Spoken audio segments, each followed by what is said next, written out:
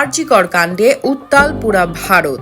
Tollywood থেকে বলিউড, মালয়াম থেকে তামিল, চারিদিকে যেন বিদ্রোহের জোয়ার উঠেছে। এরই মধ্যে অভিযোগ এনেছেন শ্রীলেখা মিত্র সহ অনেক তারকা। শুক্রবার ইন্ডাস্ট্রির ভেতরে নারীদের নিরাপত্তার জন্য ফেডারেশন সুরক্ষা বন্ধু কমিটি গঠনের পদক্ষেপ নেওয়া হয়। ঠিক এমনই সময় ফের দক্ষিণ ইন্ডাস্ট্রির গোপন তথ্য ফাঁস করলেন তামিল সিনেমার জনপ্রিয় অভিনেত্রী রাধিকা সৎকুমার।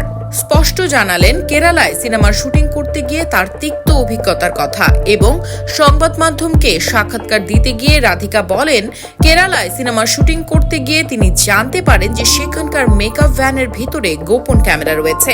নায়িকারা পোশাক বদলায়, সেই ছবি ভিডিও রেকর্ড করা হতো। একের পর এক অভিযোগের পর এবার মুখ খুললেন তেলুগু অভিনেত্রী সামান্থা। ইনস্টাগ্রামে দেওয়া এক দীর্ঘ পোস্টে হেমা কমিটির প্রশংসা করেছেন সামান্থা। অভিনেত্রী লিখেছেন, আমরা যারা তেলুগু সিনেমা ইন্ডাস্ট্রিতে কাজ করি সবাই হেমা কমিটির প্রতিবেদনকে স্বাগত জানিয়েছি। এই প্রতিবেদনে কেরালার অনেক অভিনেত্রীর অভিযোগ উঠে এসেছে। একই সঙ্গে তিনি তেলেঙ্গানার রাজ্য সরকারের প্রতিও আহ্বান জানিয়েছেন তেলুগু সিনেমা ইন্ডাস্ট্রি নিয়ে প্রতিবেদন প্রকাশ করতে।